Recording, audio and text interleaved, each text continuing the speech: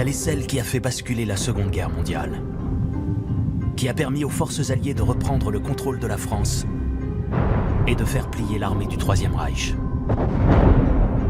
La bataille de Normandie est considérée comme l'une des plus importantes de toute l'histoire.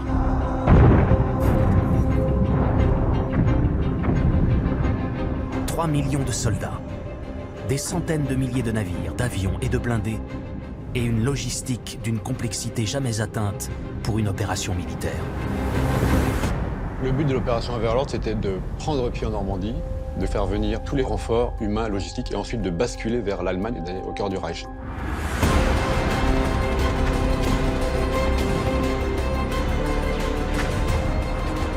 75 ans après la fin de la guerre, les détails de cette bataille sans précédent font encore l'objet de recherches et d'analyses par les historiens.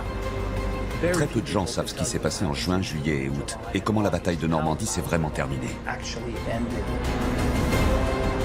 Grâce à des archives inédites compilées pendant 20 années de recherche, à des témoignages d'experts américains, britanniques, canadiens et français, et à des images de synthèse, vous allez revivre au plus près des soldats les 85 jours de la bataille de Normandie. La libération est venue en Normandie, mais la guerre est venue avec. 3 mois de combats féroces. Si on peut anéantir l'armée allemande en Normandie, alors le reste de la France sera sauvé. Au cours desquels les Alliés et les Allemands vont se livrer une lutte sans merci. C'est un champ de bataille où ils vivent et meurent, où ils se battent et où ils tuent. Ils ne larguaient pas leurs bombes sur les Allemands, mais directement sur la ville. Pour le simple soldat, la situation semblait désespérée. Les combats étaient vraiment très violents. C'était vraiment une sale guerre. Tout le monde a dû en payer le prix.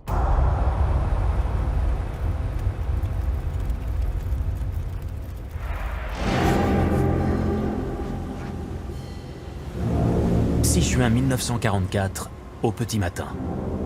Des milliers de bateaux partis d'Angleterre font route vers les côtes françaises de la Normandie. Préparée pendant 2 ans par les Alliés, l'opération vise à reprendre la France aux Allemands.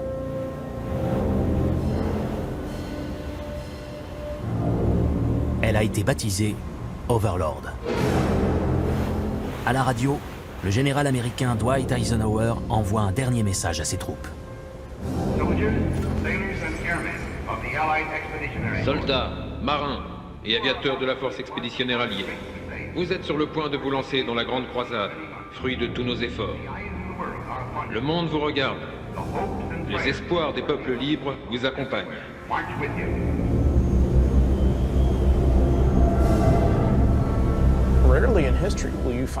C'est très rare dans l'histoire de voir des événements au cours desquels les plus grandes puissances mondiales mobilisent à ce point l'intégralité de leurs forces militaires. Et c'est ce qui s'est passé au cours de l'invasion de la Normandie. Face aux soldats alliés, se dresse un territoire entièrement occupé par les Allemands depuis 4 ans. Caen, Cherbourg, Saint-Lô, tous les grands centres urbains de la Normandie sont sous le commandement des forces du Reich. La zone du débarquement choisie par le commandement allié est longue de 80 km. Elle a été divisée en 5 secteurs. Côté ouest, les plages de Utah et Omaha seront prises par les Américains. Côté est, les plages de Gold, Juneau et Sword par les Anglais et les Canadiens. 5 plages protégées par les installations du célèbre mur de l'Atlantique dressé par Hitler pour repousser toute tentative d'invasion alliée en Europe. Les Allemands avaient eu 4 ans pour fortifier cette zone le long de la côte. Des milliers de troupes étaient prêtes à contre-attaquer. Il y avait des centaines de bunkers, des mitrailleuses. Tout ça, les Alliés allaient devoir l'affronter. C'est une zone côtière interdite, donc on a toute une bordure de plage qui fait 3-4 km en profondeur pour laquelle sont installés les Allemands. Et donc on a ce dispositif qui rentre très à l'intérieur des terres avec des garnisons allemandes qui stationnent dans les villages. Il ne faut pas oublier qu'il y a aussi des batteries d'artillerie sur la côte, mais c'est à l'intérieur des terres, à 10-15 km à l'intérieur des terres.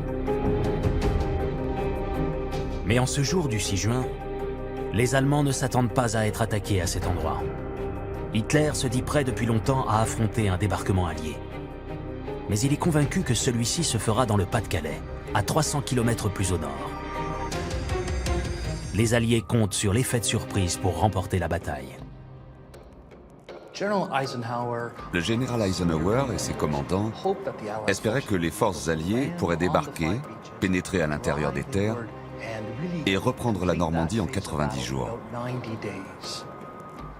Mais ils savaient aussi qu'ils avaient de très grandes chances d'échouer. Au total, 132 000 soldats britanniques, américains et canadiens sont envoyés au front. Parmi eux, 177 Français du commando Kiefer sont engagés sous commandement anglais.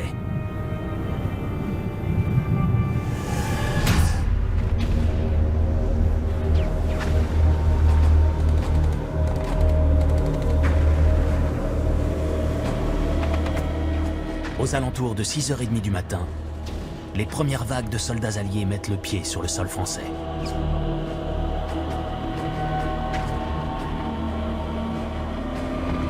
Alors que dans certains secteurs, les troupes parviennent à pénétrer rapidement à l'intérieur des terres, d'autres se retrouvent face à une résistance allemande destructrice. Les Allemands défendaient les plages depuis leurs bunkers avec des mitrailleuses, les fameuses MG42 allemandes, mais aussi des canons anti-chars de 88 mm. Les premiers soldats à débarquer se sont tous fait faucher. Ça a été un massacre dès que les Allemands ont ouvert le feu. La plage est devenue un vrai terrain de mise à mort. Mais pour le commandement allié, malgré les nouvelles qui arrivent du front, il n'est plus possible de faire marche arrière. Des vagues de soldats et de blindés continuent à débarquer les unes après les autres pour mettre la pression sur l'ennemi. Dans le cas d'invasion maritime comme l'opération Overlord, le plus important, c'est de déferler sur la terre le plus rapidement possible pour faire reculer l'ennemi et l'empêcher de tirer en direction des plages.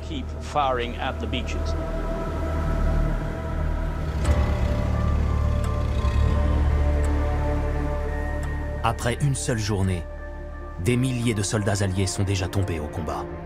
Mais l'envergure du débarquement a été fatale aux Allemands. La première phase de l'opération Overlord est terminée. Éparpillés sur toute la zone du débarquement, les Alliés doivent à présent effectuer la jonction entre les différentes unités présentes sur place. Il faut absolument faire la jonction entre ces 5 plages le plus vite possible. Donc les Américains d'Omaha Beach essayent de se déplacer vers l'est pour rejoindre les Anglais qui, eux, viennent de Gold. Si la jonction n'est pas faite, les Allemands pourraient s'engouffrer entre les deux et attaquer sur les côtés. Eisenhower et ses généraux devaient absolument créer une tête de pont, une zone dans laquelle ils pourraient se protéger de la contre-attaque allemande. Ils savaient qu'elle allait venir, et ils s'y étaient préparés.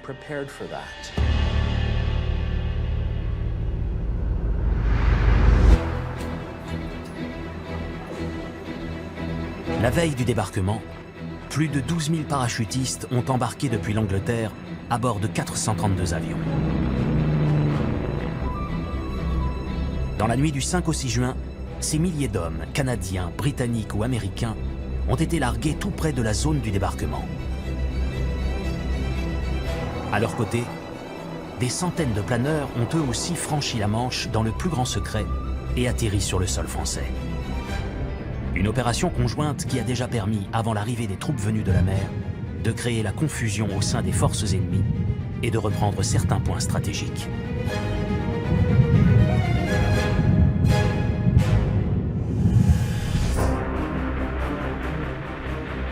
Au petit matin du 6 juin, la phase suivante pouvait alors démarrer. Alors que les premiers soldats débarquent sur les plages, les Alliés lancent une vaste opération aérienne. Objectif : empêcher l'arrivée des renforts allemands vers la zone du débarquement. Le plan pour boucler la Normandie avait été baptisé le plan transport. Il consistait à bombarder tous les ponts de la Seine à l'est, ceux de la Loire au sud, afin de rendre la Normandie totalement inaccessible. Mais ça voulait aussi dire détruire les villages et les villes, à des endroits bien précis, pour empêcher les Allemands de pouvoir envoyer des renforts ou approvisionner leurs troupes.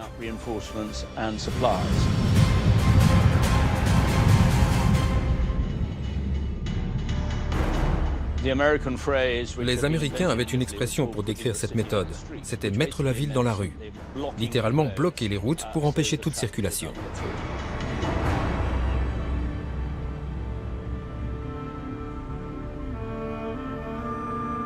Avant même le début des combats à l'intérieur des terres, la Normandie est déjà partiellement détruite. Plus d'eau, plus d'électricité, plus de télécommunications.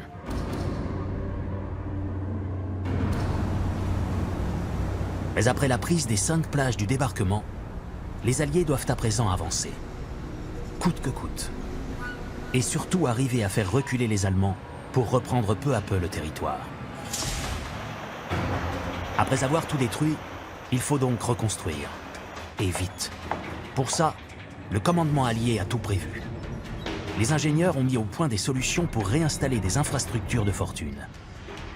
L'exemple le plus spectaculaire est le pont de type Bailey, une structure que les troupes du génie peuvent assembler en un temps record.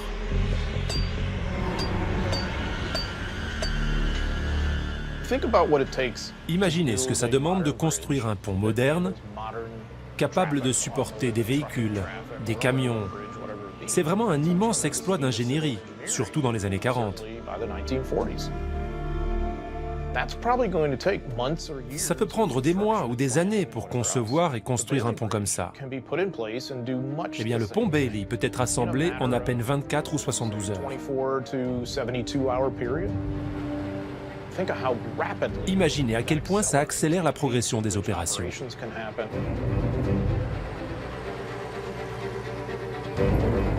Au sol, les forces terrestres pourront ainsi avancer à vive allure grâce au pont Bailey. Mais pour gagner la bataille, il faudra également à tout prix rester les maîtres des airs.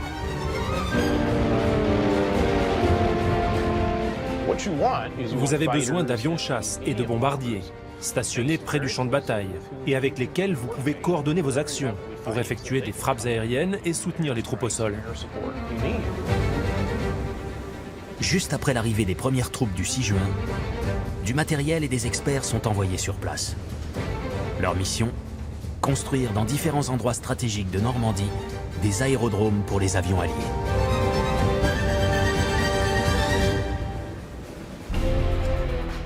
Ce sont des soldats spécialisés qui avaient pour mission de débarquer, se rendre là où il fallait un aérodrome et le construire de A à Z.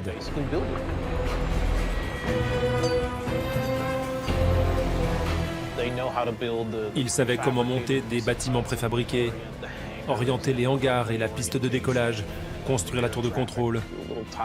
C'était vraiment des experts.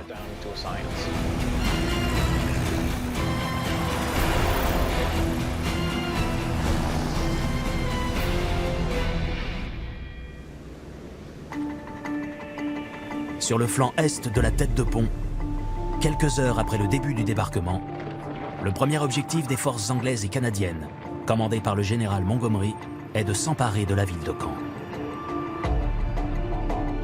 Située à une vingtaine de kilomètres à peine des plages de Sword et Juno, la ville est un lieu stratégique pour les Allemands qui occupent la zone depuis 4 ans. En France, les troupes du Reich sont commandées par le général Rommel, célèbre pour ses faits d'armes en Afrique, surnommé le renard du désert. Dès les premières heures du débarquement, Rommel sait qu'il doit bloquer à tout prix la progression des Alliés vers la ville de Caen. Les Allemands étaient obligés de concentrer leur panzer à l'est, car si les Anglais réussissaient à percer, les troupes allemandes à l'ouest seraient isolées.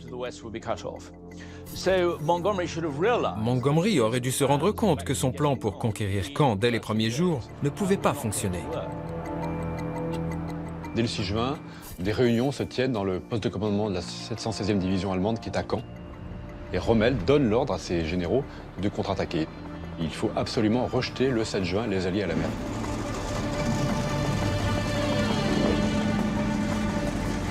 Rommel mobilise donc ses divisions blindées les plus puissantes face aux forces anglo-canadiennes qui avancent vers Caen. la 12e division SS et la 21e Panzer Division se préparent à contrer l'offensive alliée du général Montgomery. Montgomery persistait à dire qu'il fallait prendre Caen le premier jour. Je pense que c'était totalement irréalisable. Dès le lendemain du débarquement, les Alliés avancent vers leur premier objectif, le terrain d'aviation de Carpiquet, qui serait une prise stratégique pour lancer les raids de l'aviation alliée. Les Canadiens se sont retrouvés au milieu d'un paysage idyllique, mais ils savaient qu'un orage se préparait. Et il est tombé sur eux l'après-midi du 7 juin. La 12e Panzer Division SS a attaqué.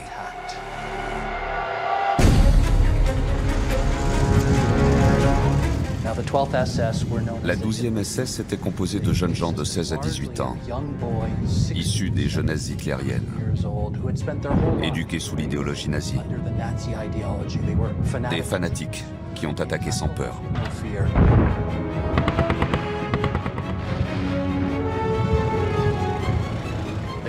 Les Canadiens se sont lancés dans une bataille terrible et ont été petit à petit repoussés.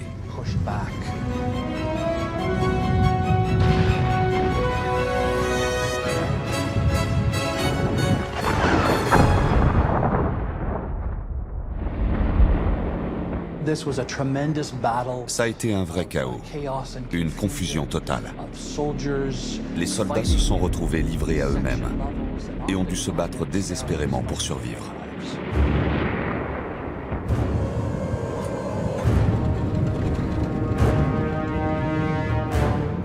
Alors que les combats ne font que commencer, les troupes anglaises et canadiennes se rendent vite à l'évidence. Face aux blindés allemands Mark IV, Mark V et Tigre, les chars Sherman qui équipent les Alliés semblent ne pas faire le poids. Les Allemands avaient l'avantage d'être présents sur place. Ils pouvaient produire un tank en Allemagne et l'envoyer en France par voie ferrée sans problème. Ils s'étaient donc concentrés sur la précision et l'excellence technique de leurs véhicules blindés.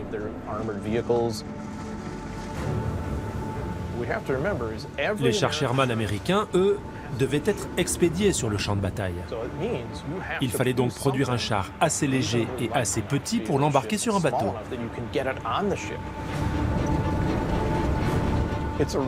C'est plutôt un bon char, mais il ne valait mieux pas qu'il se retrouve en combat frontal face à un char allemand. 33 tonnes pour le Sherman, plus de 43 pour les chars allemands. Plus robustes, leur blindage est très largement supérieur à celui des Américains. Surtout, la puissance de leurs canons est dévastatrice.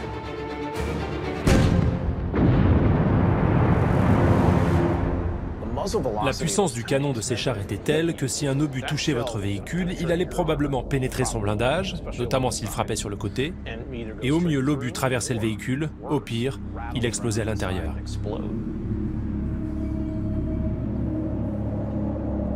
Malgré les premiers revers subis par ses troupes, Montgomery, qui commande les forces anglo-canadiennes, insiste. Jour après jour, le général anglais continue d'envoyer ses blindés au combat pour essayer de percer les défenses allemandes autour de Caen. Les Anglais et les Canadiens essayaient de lancer des assauts avec leurs blindés autour de Caen. Ils tentaient d'écraser les Allemands. Ils avaient plus de tanks, plus de soldats, et ils pouvaient s'appuyer sur leur supériorité aérienne. Mais les Allemands, eux, étaient sur la défensive. Et la Normandie a montré qu'elle était idéale pour se battre en restant en défense, en étant enterrée, équipée d'armes anti-chars, de mortiers et de mines. Il suffisait d'un seul obus de 88 mm pour mettre en pièces 15 chars Sherman et stopper l'avancée des troupes.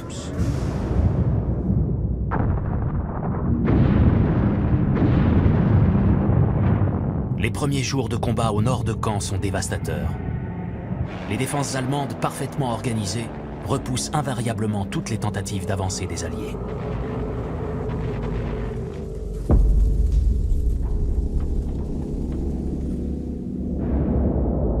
Alors que les Anglais et les Canadiens sont mis en échec sur le flanc est, de l'autre côté du dispositif, les Américains commencent à avancer. Les troupes sont placées sous le commandement du général Bradley. Leur premier objectif se trouve à peine 17 km des côtes, la petite commune de Carentan et son réseau de routes et de voies ferrées. Carentan doit permettre de faire la jonction entre les plages d'Utah et d'Omaha pour unifier la première armée américaine de Bradley. Et de là, les Américains veulent ensuite aller vers l'ouest pour fermer la péninsule du Cotentin et s'emparer de Cherbourg, le port le plus important de Normandie. Mais ils veulent aussi se diriger vers le sud, en direction de Saint-Lô. C'est pour ça que Carentan est vraiment une cible stratégique. Donc la plupart des premiers combats ont lieu à Carentan et dans les petits villages aux alentours.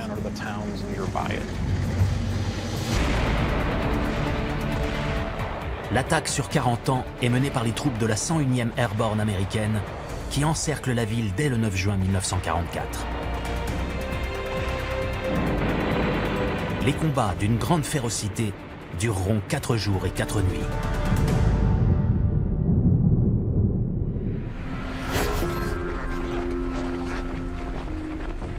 Le 12 juin, Carentan tombe aux mains des Américains. Les pertes des deux côtés sont considérables. Mais pour les Alliés, l'objectif est atteint. 6 jours après le débarquement, la jonction entre toutes les forces de la coalition est enfin réalisée. Les troupes occupent une tête de pont de 80 km de long, qui atteint 10 à 30 km de profondeur selon les endroits. Alors que côté ouest, les Américains progressent vers Cherbourg et vers Saint-Lô. Côté est, les Anglais et les Canadiens se heurtent toujours aux Allemands qui tiennent leur position autour de la ville de Caen. Ces échecs répétés placent Montgomery, le commandant anglais, dans une position difficile par rapport au commandement américain. Il cherche désespérément à obtenir une première victoire probante sur le champ de bataille. Le 12 juin, il tente une manœuvre d'encerclement en contournant Caen par l'ouest pour piéger les divisions allemandes. La 7e division blindée britannique est envoyée vers la petite ville de Villers-Bocage. Mais les Allemands avaient anticipé le mouvement. Les Anglais sont pris en embuscade par un bataillon de chars Tigre, commandé par l'officier SS Michael Wittmann, une légende dans l'armée allemande, le chef de chars le plus redoutable de toute la Seconde Guerre mondiale. Un à un, les blindés britanniques sont détruits.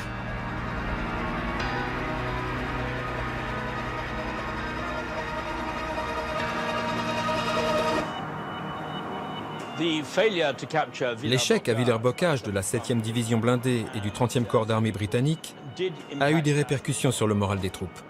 Ils se sont rendus compte que les choses allaient être beaucoup plus compliquées que ce qu'ils pensaient quand ils ont été envoyés au combat.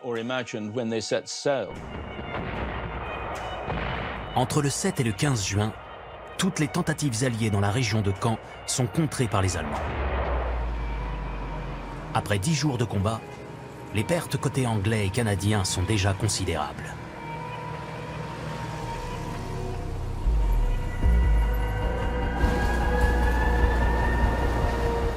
Le plan soigneusement conçu par les Alliés depuis 2 ans ne se déroule pas comme prévu.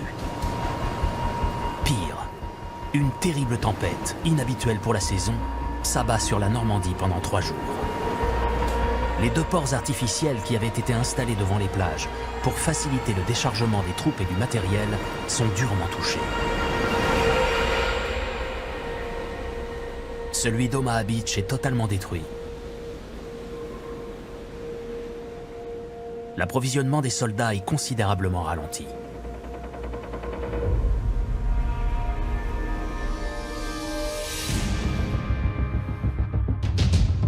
Dans ces conditions, la prise du port de Cherbourg devient une priorité absolue pour les Alliés. Après leur victoire à Carentan, les Américains ont mis 10 jours pour franchir les 50 km qui les séparaient de Cherbourg.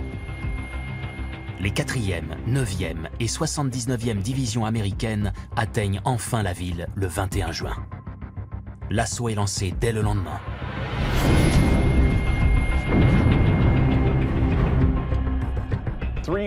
Les 3 divisions américaines avancent vers Cherbourg pour s'emparer de la ville le plus vite possible.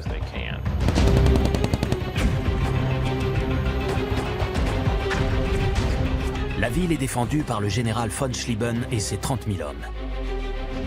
Les unités de combat sont fatiguées et désorganisées. elle manque de vivres, de carburant et de munitions.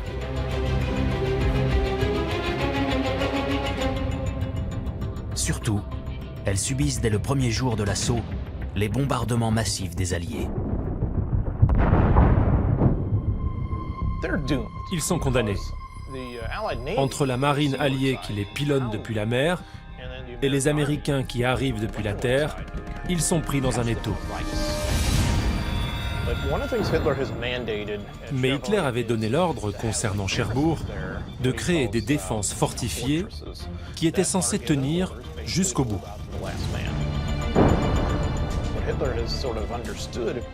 Il avait bien compris que plus longtemps il empêcherait les Alliés d'accéder à ce port, plus il ralentirait leur progression à travers l'Europe.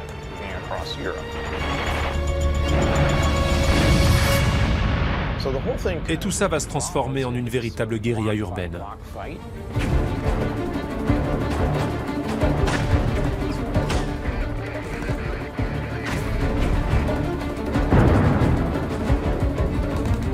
Dans la ville, les combats font rage. Il faudra plusieurs jours pour que les soldats américains délogent toutes les poches de résistance.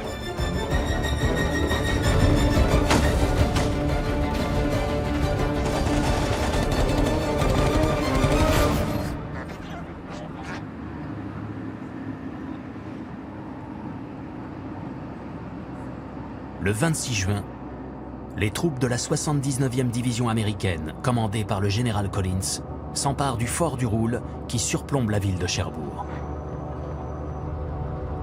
Les Allemands n'ont plus aucun moyen de coordonner leur défense. Le général von Schlieben et le contre-amiral Hennecke signent la reddition au château de Servigny.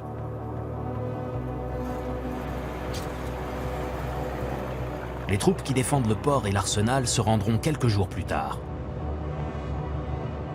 Des milliers de soldats sont faits prisonniers. Après 4 longues années d'occupation, Cherbourg et ses habitants peuvent enfin retrouver le goût de la liberté.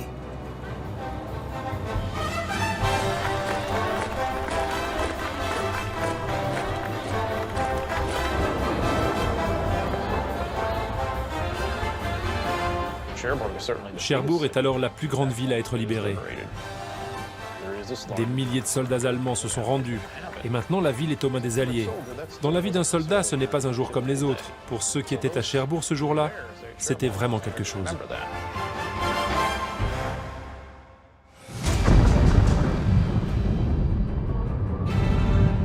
Alors que fin juin, Cherbourg tombe aux mains des Américains, au même moment, les armées du Reich sont aux prises avec les Russes dans des combats terribles à l'est de l'Europe. La situation militaire du Troisième Reich se détériore. Mais Adolf Hitler s'obstine. Non seulement il pense pouvoir gagner la guerre, mais il ordonne à ses troupes stationnées dans le Pas-de-Calais de rester sur place. Le chancelier est encore convaincu que le débarquement de Normandie n'était qu'une diversion.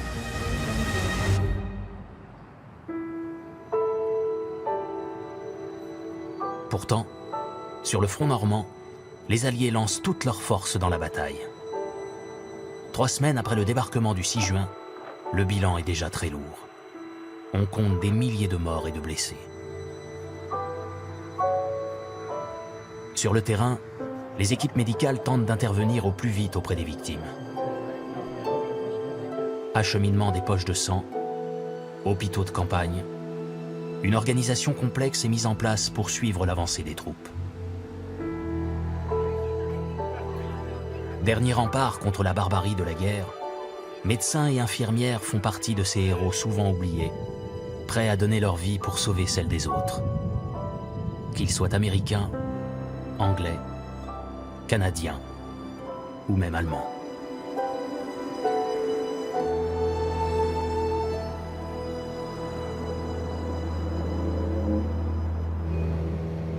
Mais malgré les pertes, il faut continuer à avancer, encore et toujours.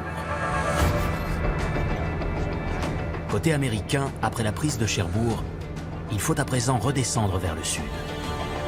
La prochaine cible du commandement allié se trouve à moins de 90 km, la ville de Saint-Lô, préfecture de la Manche. Mais les soldats américains font face à un environnement hostile. Sans doute l'un des plus dangereux de la région pour l'infanterie et les blindés, le bocage normand. Devant eux, des champs cultivés, séparés par des fossés et des talus, surmontés de haies de plusieurs mètres de hauteur.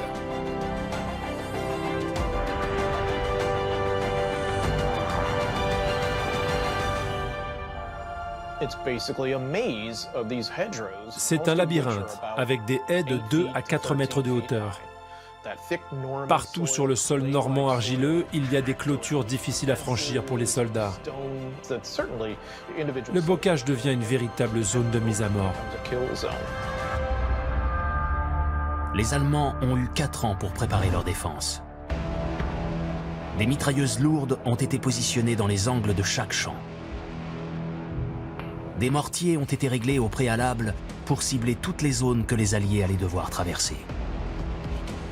Et des mines ont été dissimulées sur leur passage. Avec une visibilité d'à peine quelques mètres, les Américains progressent quasiment à l'aveugle.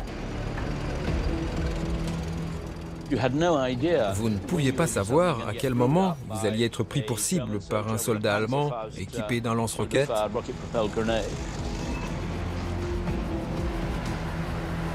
ou par un canon de 88 situé à plus d'1 kilomètre de distance.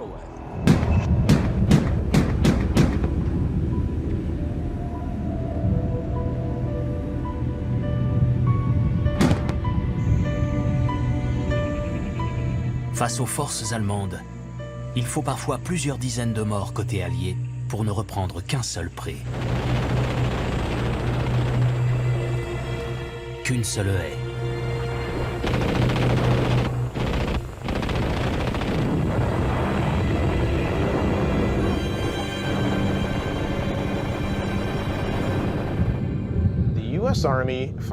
Les Américains se retrouvent au milieu d'un véritable bain de sang.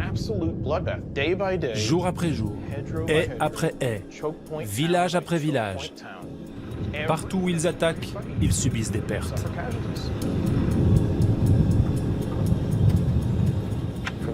Pour le simple soldat sur le terrain, la situation semble désespérée. La seule chose qu'il sait, c'est qu'il n'a que très peu de chances de s'en sortir.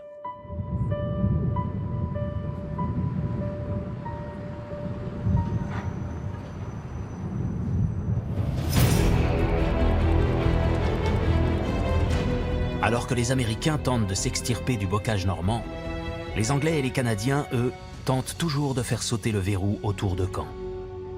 Mais jusqu'à présent, toutes les tentatives du général Montgomery pour reprendre la ville ont échoué. À ce stade, le commandant en chef des forces anglo-canadiennes a perdu tout crédit aux yeux des Américains qui le pressent d'obtenir enfin des résultats. Le général anglais décide donc d'effectuer une nouvelle offensive pour déloger les Allemands de la ville. Il lance l'opération Charnwood. Le 7 juillet, 467 avions alliés larguent plus de 2500 tonnes de bombes, avec pour cible principale les faubourgs de Caen occupés par l'ennemi. Le but était d'éliminer le maximum des troupes allemandes autour de Caen. Elles étaient composées de membres des jeunesses hitlériennes et d'une division de la Luftwaffe stationnée sur la partie nord de la ville. Le problème, c'est qu'ils avaient tellement peur de toucher leurs propres troupes qu'ils larguaient leurs bombes quelques secondes trop tard et qu'ils ne bombardaient pas les Allemands, mais la ville elle-même, et donc ses habitants.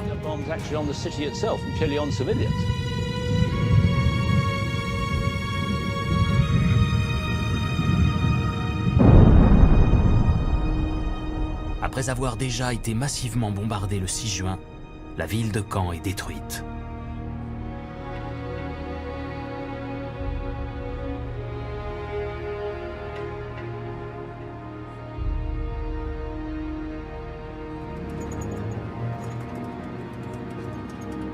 Le 9 juillet, les soldats anglais et canadiens entrent enfin au nord de la ville. Même s'ils doivent encore affronter quelques poches de résistance, la grande majorité des troupes allemandes semble avoir déjà déserté les lieux. Caen ressemble à une ville fantôme. La ville s'était déjà considérablement vidée de ses habitants après les premiers bombardements du 6 juin. Ceux qui avaient choisi de rester ont subi de plein fouet les bombes de leurs libérateurs.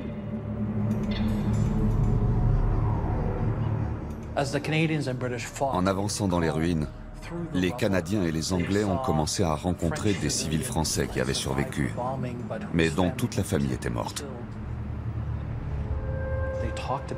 Ils entendaient les cris des civils qui étaient encore piégés sous les décombres.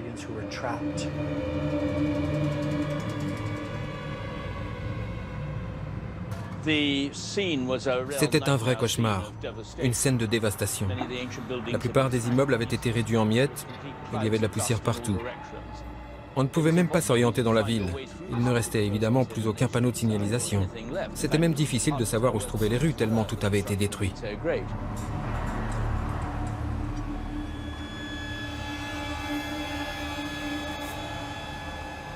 Dans ces conditions, difficile pour les habitants de voir dans l'arrivée de ces soldats alliés la libération tant attendue de leur ville, occupée depuis 4 ans. On est quand même encore dans la douleur, dans la souffrance, une ville bombardée, chaque famille a perdu un être cher. Donc c'est une joie retenue, un sentiment d'être libéré malgré tout, mais effectivement, toute une vie à reconstruire.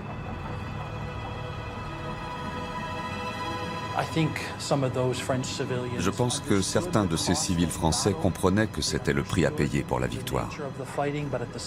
Mais en même temps, ils voyaient leurs amis, leurs familles se faire tuer pour cette libération.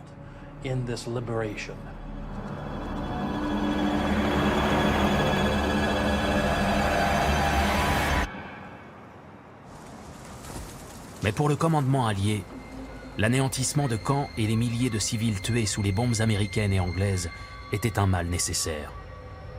Le prix à payer pour gagner la bataille. C'est difficile de savoir si la fin justifie les moyens en temps de guerre.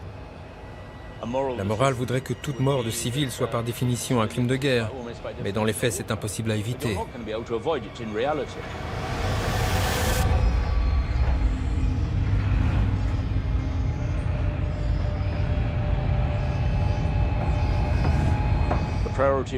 Il fallait battre les Allemands. Dans un sens, la Normandie allait être sacrifiée pour la France. Car si les Alliés pouvaient anéantir les Allemands en Normandie, alors le reste de la France serait sauvé.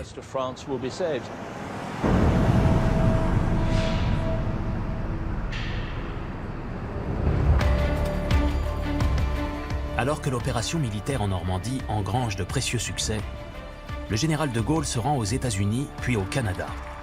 Son objectif ? Négocier avec ses alliés les futures conditions d'administration de la France une fois que la libération sera acquise. Mais sur le terrain, la bataille est encore très loin d'être gagnée. Alors que les troupes anglaises et canadiennes libèrent progressivement la ville de Caen, les Américains, eux, sont toujours aux prises avec une très forte résistance allemande sur leur route vers Saint-Lô.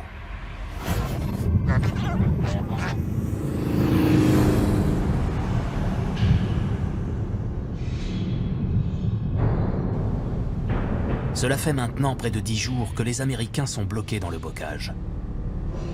La pluie incessante et la boue rendent leur progression encore plus lente. Pour sortir de ce labyrinthe mortel, les Alliés doivent changer de stratégie.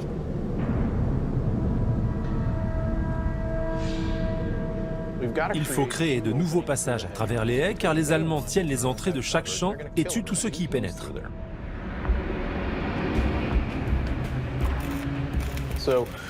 Pour ça, ils vont avoir l'idée de souder les restes des défenses allemandes qui étaient sur les plages du débarquement sur le devant de leurs chars.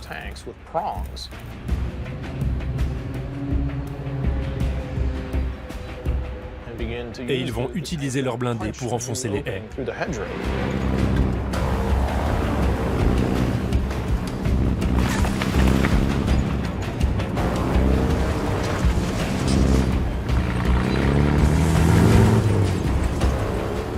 La conception de ce nouvel engin, baptisé char Rhino, va permettre aux Alliés de prendre les Allemands par surprise. Mais pour chaque haie franchie, ils restent à la merci de soldats ennemis qui peuvent surgir à tout moment. Les Allemands se cachaient dans les tranchées, derrière les haies, avec des armes anti-chars. Une sorte de lance-roquette à un coup qui pouvait faire exploser un tank. Donc les fantassins devaient avancer tout près des blindés pour, comme on dit, nettoyer ces tranchées, c'est-à-dire tuer les Allemands qui s'y trouvaient. C'était le plus souvent des combats au corps à corps. Et après ça, les blindés pulvérisaient la zone avec du phosphore. Une arme terrible, un produit chimique qui brûle tout de l'intérieur jusqu'à ce qu'il ne reste plus d'oxygène.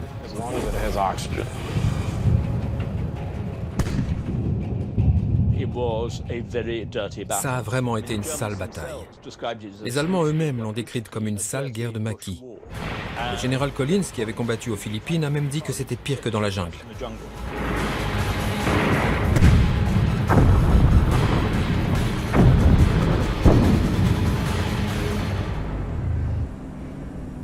Symbole de cette bataille d'une violence inouïe, la petite ville de la Haie-du-Puy sera l'une des plus durement touchées.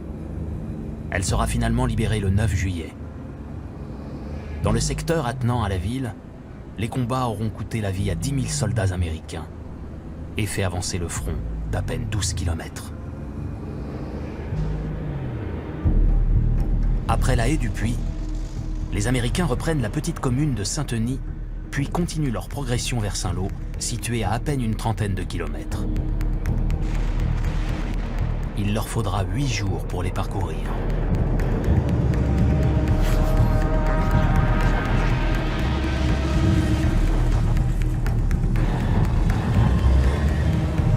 Le 18 juillet, après 3 semaines de combats acharnés dans le bocage normand, les soldats alliés entrent enfin dans la ville de Saint-Lô. Mais en réalité, de ville, il ne reste plus grand-chose.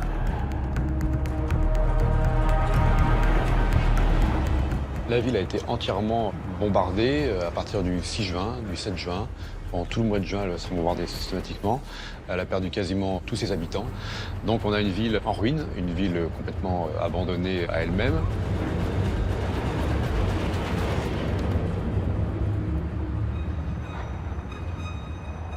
Dans les ruines, les soldats doivent progresser à vitesse extrêmement réduite, car la ville a été entièrement minée par les Allemands.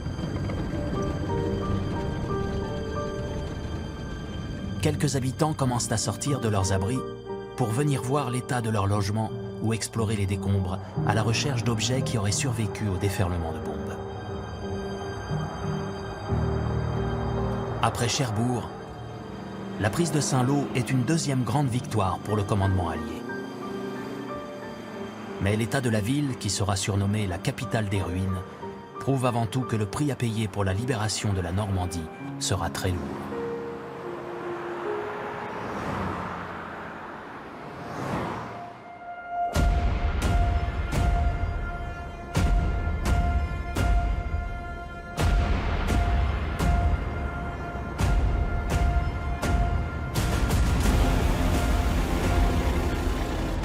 Mi-juillet, après 1 mois et demi de combat, le moral des troupes est au plus bas. Chaque mètre gagné sur les Allemands se fait au prix de combats intenses et sans pitié.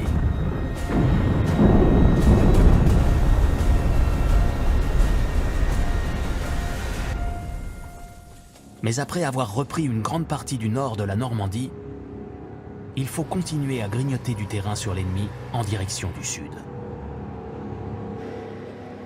Tout était très lent. Et alors que les soldats progressaient à allure très réduite, ils devaient faire face au stress et à la fatigue liée à ces combats terribles. Il y avait des tirs d'artillerie et de mortiers quotidiens. Des soldats mouraient à chaque instant. Il y avait en permanence la peur de marcher sans savoir quand le prochain obus allemand allait tomber, et s'il allait vous toucher ou pas. Il y avait cette impression d'être coupé du monde. Vous étiez livré à vous-même, en première ligne. Vous ne saviez même pas ce qui se passait ailleurs. C'est un tout petit champ de bataille. Un champ de bataille où ils vivent et meurent, où ils se battent et où ils tuent.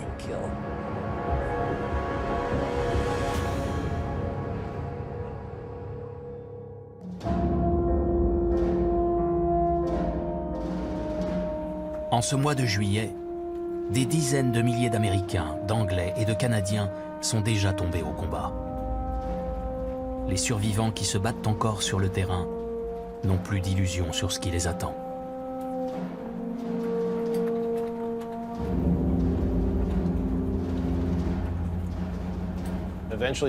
Vient un jour où vous ne connaissez plus grand monde dans votre unité, et vous êtes un rescapé qui défie les lois de la probabilité. Et puis d'autres camarades tombent encore. Et là vous vous dites, si ça continue comme ça, ce sera bientôt mon tour.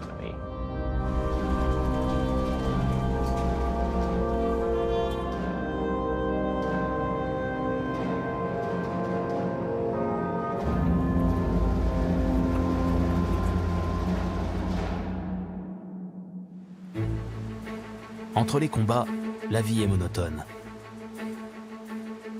Il faut constamment vérifier et nettoyer son arme pour éviter qu'elle ne s'enraye.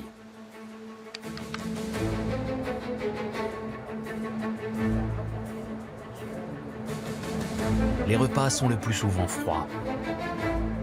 Sur le terrain, les conditions d'hygiène sont mauvaises et les hommes peuvent rester plusieurs jours dans leur trou en attendant les ordres.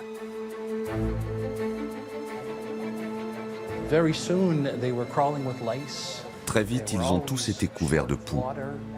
L'eau manquait. Ils souffraient de divers maux d'estomac. En fait, ils avaient tous la diarrhée. Et tout ça dans un environnement de mort et de destruction.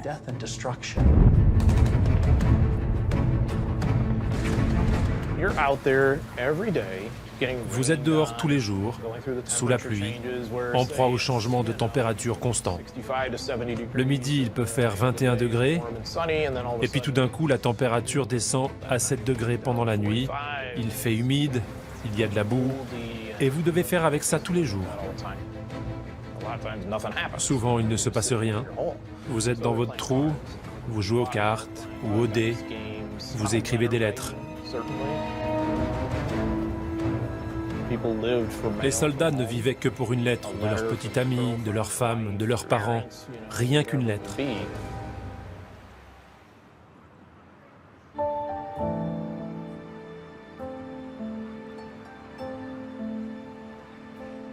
Pour les soldats, les rencontres avec la population font partie des rares moments de répit. Comme si l'accueil chaleureux des habitants leur rappelait pourquoi ils sont venus ici risquer leur vie.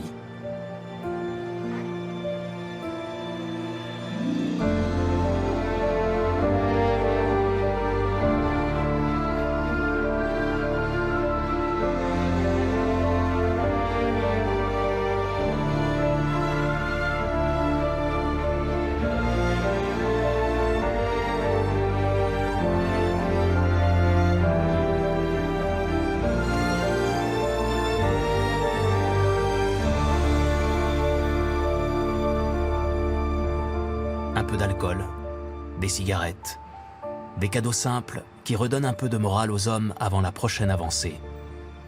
Le prochain tir de mortier, les prochains morts.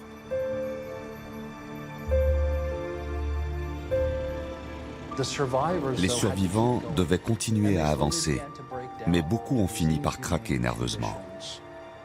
Au fil du temps, ils ont réalisé que la seule façon de s'en sortir, c'était d'être tués ou blessés, et ce malgré les renforts qui arrivaient. Le jeune soldat, piégé en Normandie au milieu des combats, tout ce qu'il peut espérer, c'est de survivre un jour de plus.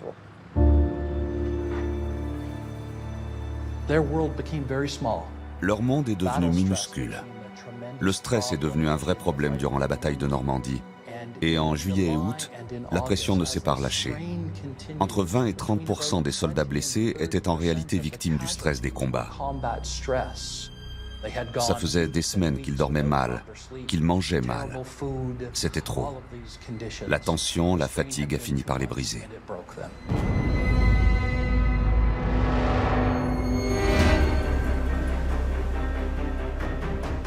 Pour compenser les pertes, des renforts continuent de débarquer sur les plages de Normandie, jour après jour, et sont immédiatement envoyés sur le front.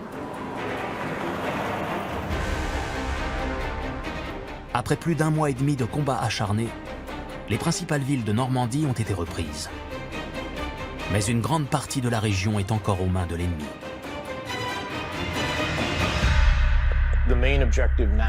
Maintenant que les Anglais avaient Caen et les Américains Saint-Lô et Cherbourg, il fallait quitter la Normandie.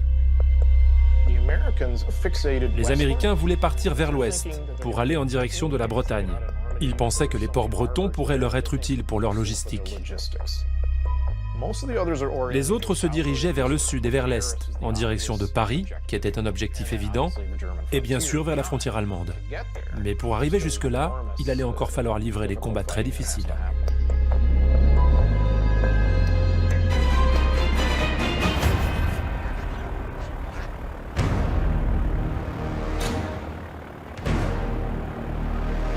Pour perforer les défenses allemandes et faire accélérer le mouvement de ses troupes, le commandement allié décide de frapper un grand coup.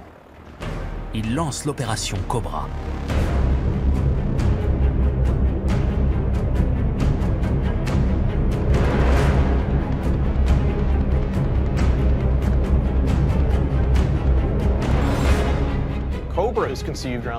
Le principe de l'opération Cobra était d'utiliser les bombardiers qui avaient servi à bombarder les villes allemandes.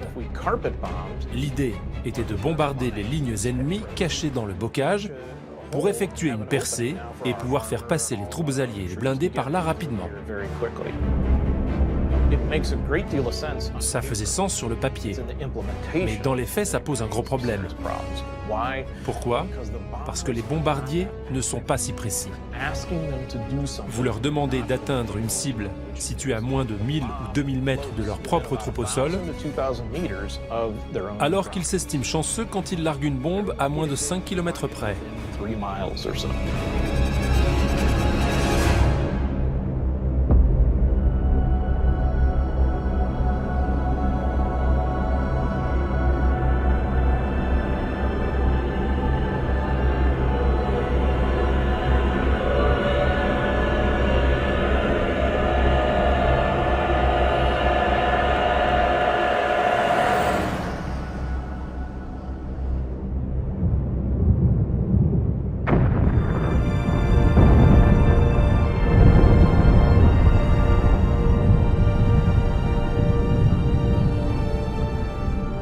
Pendant 2 jours, des milliers de bombes s'abattent sur une zone de quelques kilomètres carrés à l'ouest de Saint-Lô.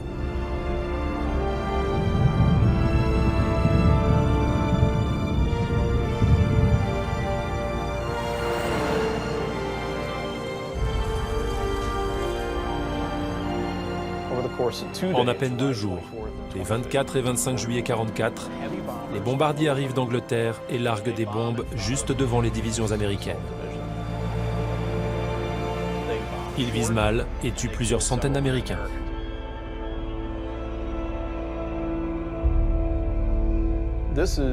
Il s'agit du pire incident de tir fratricide de toute l'histoire des États-Unis.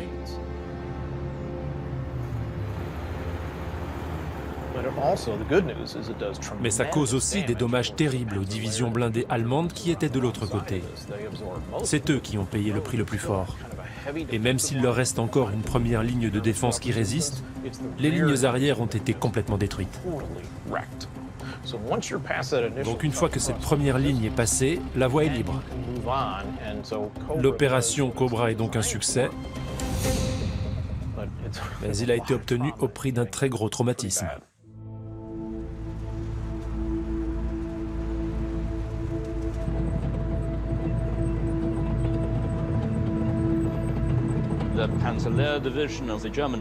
Les divisions blindées allemandes avaient été tellement bombardées que les soldats étaient encore abasourdis quand les Américains sont arrivés jusqu'à eux.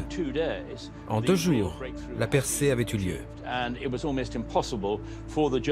Vu le manque de véhicules, de carburant et même de munitions, c'était impossible pour les Allemands d'organiser une défense ou même de s'enfuir devant cette charge de blindés si soudaine.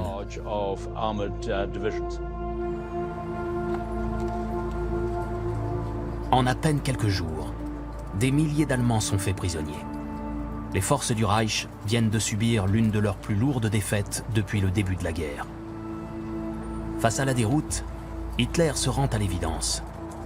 Il n'y aura sans doute pas d'autres débarquements. Il envoie enfin des divisions blindées en renfort depuis le Pas-de-Calais, 7 semaines après le débarquement du 6 juin. Un retard qui lui sera fatal.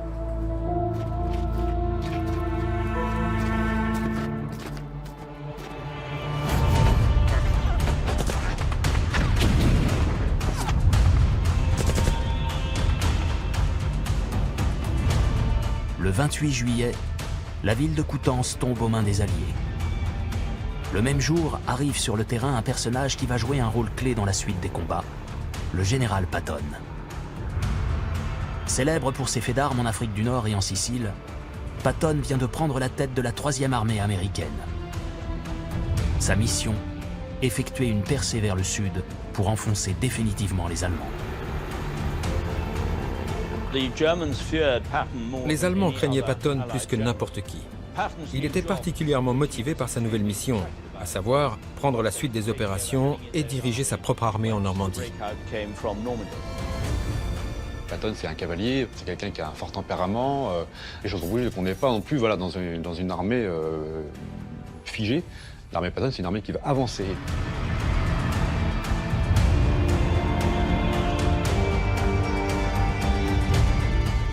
En à peine 4 jours, les troupes de Patton vont reprendre une à une les villes du secteur situé entre Coutances et Avranches et progresser de plus de 50 km vers le sud à un rythme effréné, jamais atteint depuis le début de la bataille.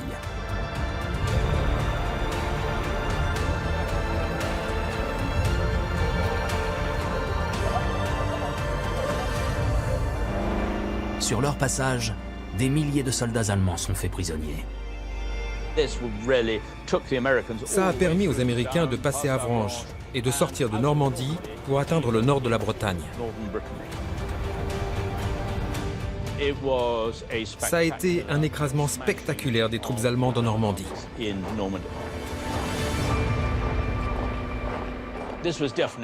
Ça a vraiment été le début des combats pour libérer le reste de la France.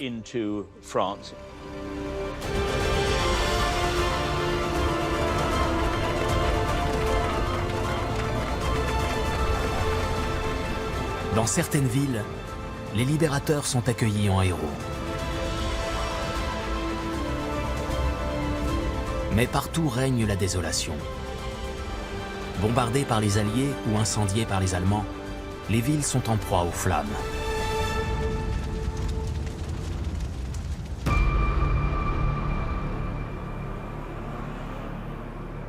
Alors que les habitants refont peu à peu surface, l'avancée des forces américaines se poursuit vers le sud.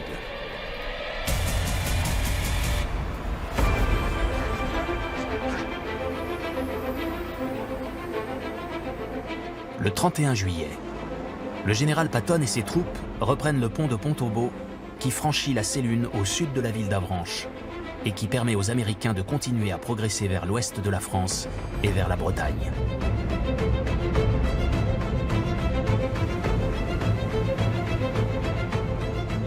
Le lendemain, les Américains entrent au Mont-Saint-Michel, déserté par l'occupant.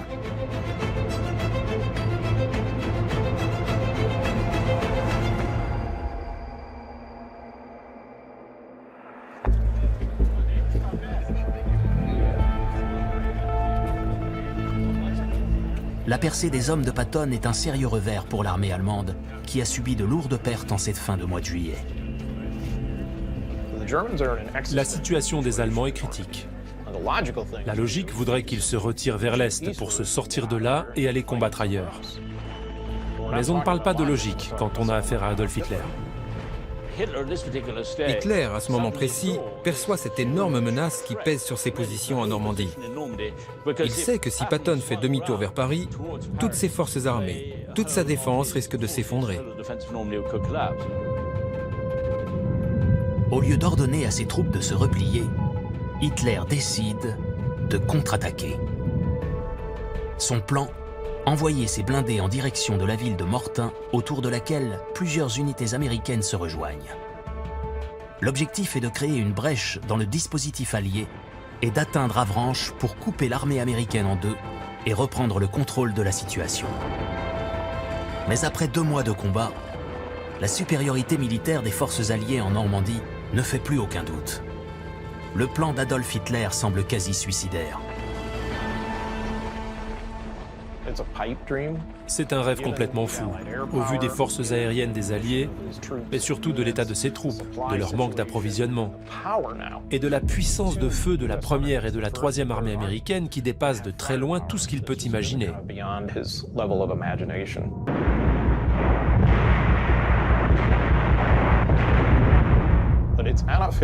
Mais Adolf Hitler n'est pas un individu rationnel, c'est même un joueur. Et il est prêt à tenter le coup si ça peut lui rapporter quelque chose.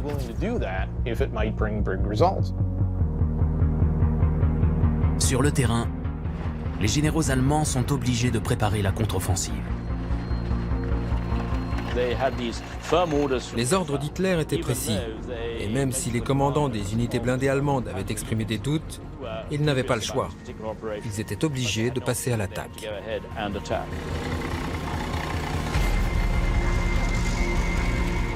Le 7 août 1944, les Allemands lancent la contre-attaque de Mortain. Nom de code, Opération Lüttich.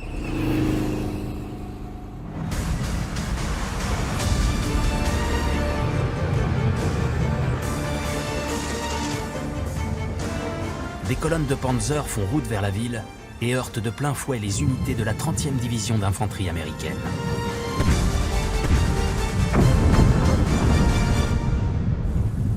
Face aux puissants blindés allemands, les GI présents à Mortain résistent et parviennent à ralentir suffisamment la progression des troupes du Reich.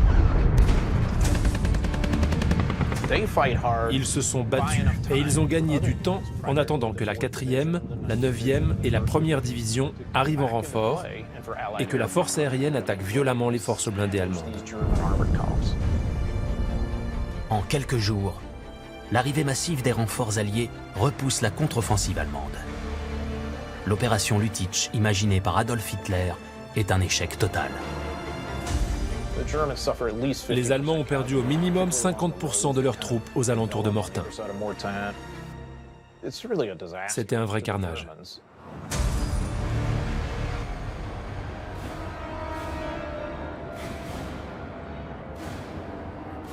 Les combats de Mortain affaiblissent encore plus les forces allemandes.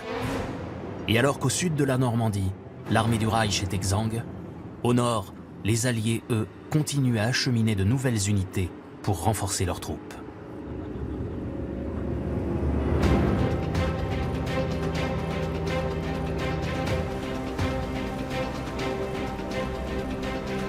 Alors que la bataille entre dans son 3e mois, une division française arrive depuis l'Angleterre. Début août, le général Leclerc et ses soldats de la 2e division blindée débarquent sur les plages de Normandie. 15 000 hommes, 5 000 véhicules, dont 400 blindés. La France entre dans le dispositif allié de la bataille. Leclerc et le premier échelon de la 2e DB débarquent donc à Saint-Martin-de-Varreville, donc sur Utah Beach, le 1er août 1944, avec pour mission de s'intégrer à l'armée Patton. L'armée de Leclerc, ce sont 15 000 hommes qui ont beaucoup combattu autour de leur chef, autour de Philippe Leclerc, dans le désert du Sahara et ensuite en Afrique du Nord, avant d'être renvoyés donc, en avril 1944 en Angleterre. C'est une mission symbolique, faire partie d'une armée française qui va débarquer avec les Américains, qui va concourir à la libération de la Normandie. C'est une armée très diversifiée, française, donc, qui débarque aux côtés des Américains. Et donc Leclerc et ses hommes sont très fiers d'avancer en même temps que cette armée américaine.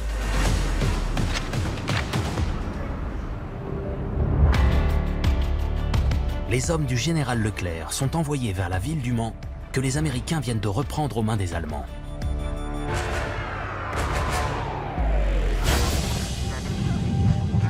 Le 10 août, plus de 2 mois après le débarquement, la 2e division blindée du général Leclerc est envoyée au combat. Sa mission, se diriger vers le nord, là où les Alliés tentent d'encercler les forces allemandes qui essaient de fuir la Normandie.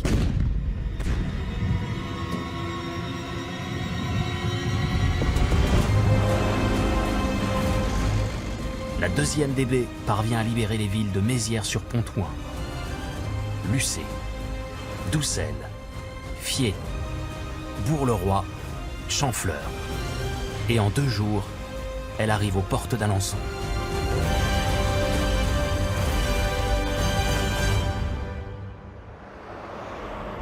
Le 12 août, le général Leclerc est sur le pont Neuf qui enjambe la Sarthe. Les blindés français traversent triomphalement la ville. Alençon, ça va vraiment être la première libération d'une ville en France occupée par une division française.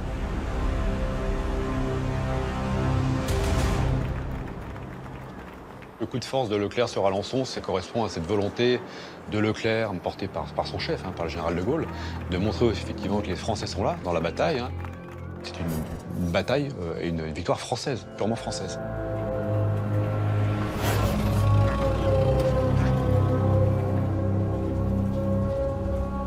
À la mi-août, les forces allemandes sont en déroute. Le 15 août 1944, Hitler jette l'éponge et ordonne à ses troupes de fuir la Normandie. Mais l'armée du Reich est coupée en deux. Après leur échec à Mortain, lors de l'opération Lüttich, des milliers de soldats allemands se replient vers l'Est. Au sud de Caen, le reste des troupes tente encore de contenir l'avancée des Anglais et des Canadiens vers la ville de Falaise. L'opération Lüttich était un pari désespéré. Les Allemands étaient en train de perdre la bataille et ils se sont jetés dans la gueule du loup. Ceux qui avaient survécu se sont retrouvés encerclés par les Anglais et les Canadiens qui arrivaient au nord, depuis Falaise, et les Américains depuis le sud. Tout était réuni pour que ces forces allemandes soient anéanties. Venus de l'ouest, les Américains avancent à vive allure en direction d'Argentan pour faire la jonction avec les forces anglaises, françaises et canadiennes. Village après village, ils reprennent une à une les positions occupées par l'ennemi. Les secteurs dans lesquels les troupes allemandes tentent encore de résister sont pulvérisés. Le petit village de Rann, tenu par la Wehrmacht et une unité SS, est réduit en miettes.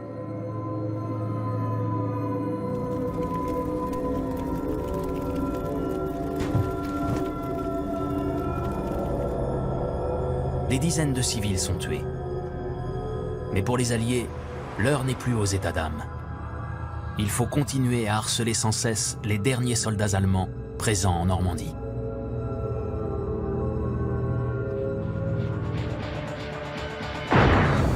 Le général Bradley, qui commande les forces américaines, et le général Montgomery, qui commande les forces anglo-canadiennes, tentent de coordonner le mouvement de leurs troupes. À l'ouest, les Américains avancent vers la Seine. Au nord, les Anglais et les Canadiens accentuent leur pression vers Falaise. Au sud, les Français de la 2e DB et les Américains remontent vers Argentan. Entre les villes de Falaise et Chambois, se forme une poche à l'intérieur de laquelle près de 100 000 soldats allemands sont piégés. Si les Alliés parviennent à refermer la poche sur son flanc est, ils leur couperont toute possibilité de fuite.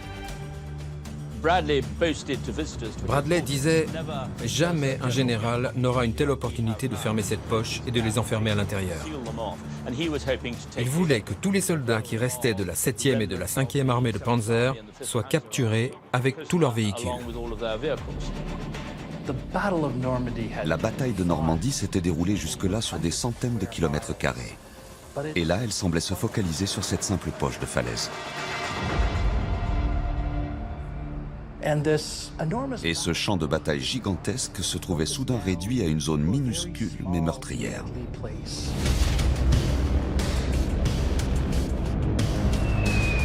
Pour affaiblir au maximum les dernières défenses de l'ennemi, l'aviation alliée pilonne sans relâche les positions allemandes. Sur le terrain, les combats sont d'une violence inouïe.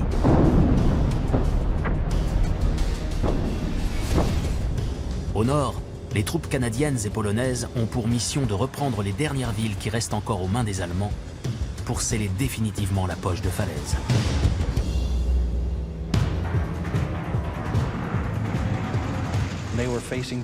Ils se retrouvaient face à des Allemands dans toutes les villes, tous les villages, et tombaient partout dans des embuscades. C'étaient des combats très durs. Falaise est repris le 17 août par les Canadiens.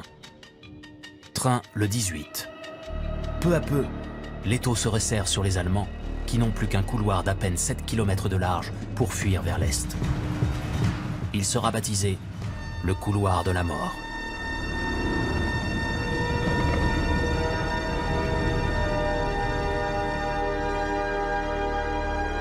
Le massacre dans la poche de Falaise a été épouvantable.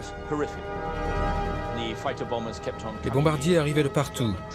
Les convois allemands, qu'il s'agisse d'hôpitaux de campagne ou d'armements, étaient mitraillés sans discontinuer. L'odeur des corps est restée pendant des semaines après ça. C'était presque comme du tir au pigeon.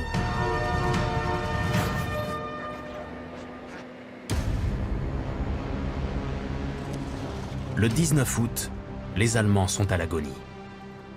Mais des troupes venues en renfort à l'est permettent encore à des soldats de fuir par le couloir de la mort. Les Canadiens tentent de refermer la poche de falaise le plus vite possible.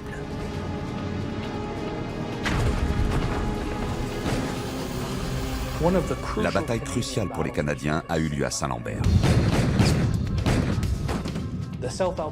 Le régiment d'Alberta du Sud, un régiment de blindés, était commandé par le major David Curry. Il était à la tête d'un groupe mixte de chars et d'infanterie. Ils ont réussi à reprendre le village de Saint-Lambert et à le tenir seul du 18 au 21 août, en se battant pendant 40 heures d'affilée. Ils ont tué des centaines d'Allemands, en ont blessé environ 500 et fait prisonnier plus de 2000.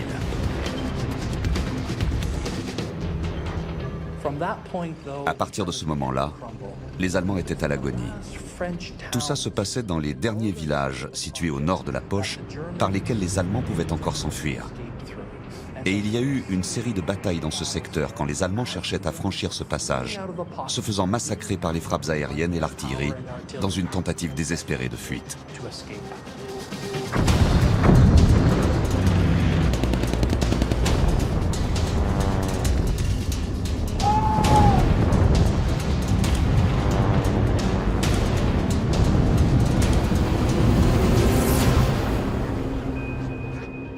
Le 21 août, la poche de falaise s'est définitivement refermée la veille à Chambois, où les troupes américaines ont fait la jonction avec les troupes polonaises.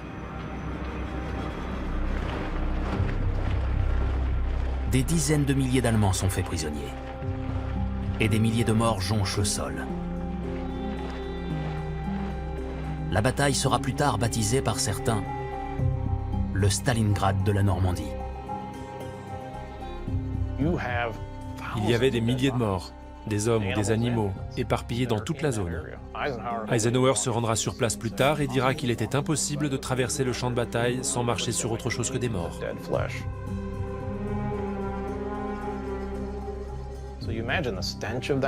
Imaginez la puanteur dans la chaleur de l'été en Normandie, la destruction de tous ces véhicules, ces champs cultivés, ces haies, ces maisons, mais aussi la destruction de toutes ces divisions allemandes et le désastre qu'elles avaient subi.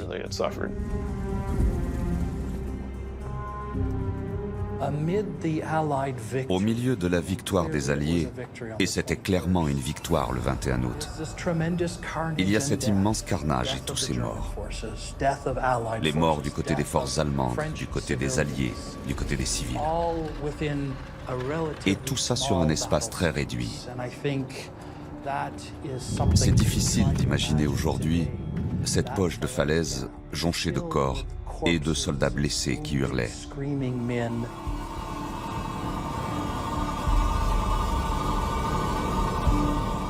Mais c'était le prix de la victoire.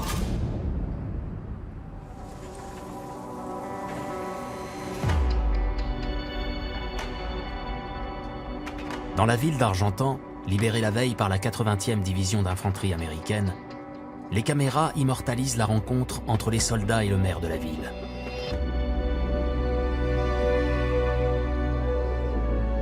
Au milieu des ruines, quelques civils osent enfin sortir de leurs abris.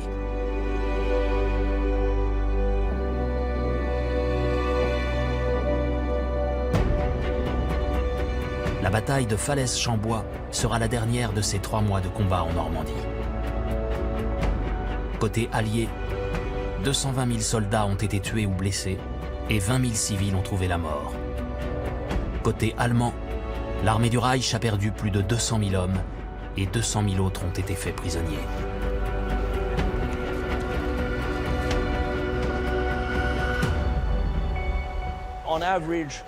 En moyenne, un bataillon et demi était anéanti chaque semaine. Dans la plupart des cas, une division ne survivait pas plus de 2 semaines. Ça montre à quel point la bataille de Normandie, avec une telle destruction des forces allemandes, a contribué à la victoire finale des Alliés.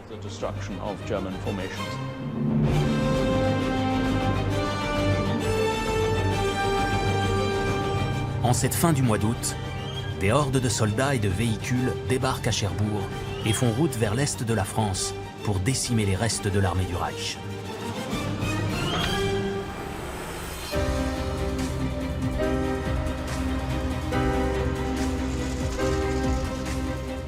Alors que les dernières grandes batailles de la Seconde Guerre mondiale auront lieu en Belgique, en Hollande ou en Allemagne, la Normandie, elle, doit commencer à se reconstruire.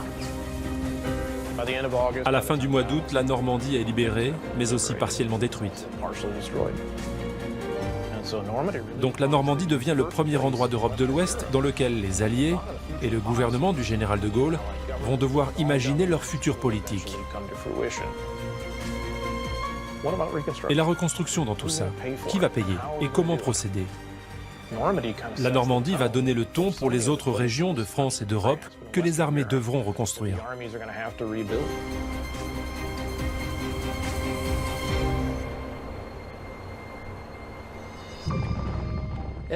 Tout le monde connaît le débarquement du 6 juin.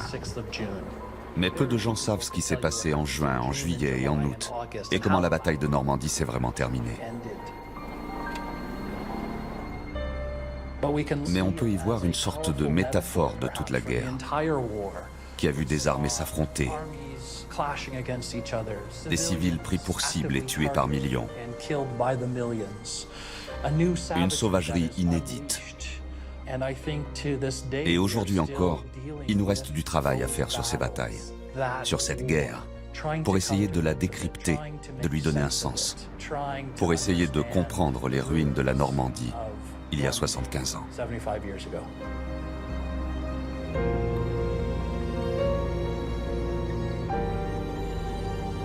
À peine une cinquantaine de caméramans ont couvert sans relâche chaque journée de cette bataille qui a marqué l'histoire. Ils ont laissé derrière eux des centaines d'heures d'images, dont certaines ont refait surface plusieurs décennies plus tard.